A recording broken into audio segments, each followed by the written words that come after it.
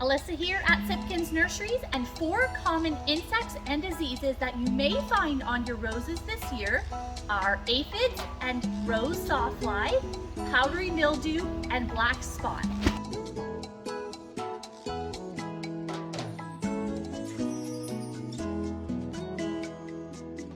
Now these commonly occur when the plant is just coming into bud or bloom, so this is the time that you want to be vigilant. 2 easy use products are Endol and sulfur spray. For the Endol, simply open the cap and spray directly on the aphid or rose sawfly.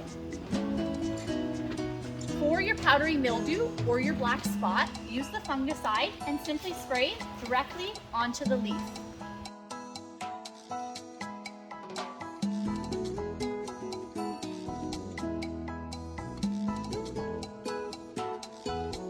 To ensure healthy plants and great blooms, fertilize your roses with a special rose fertilizer.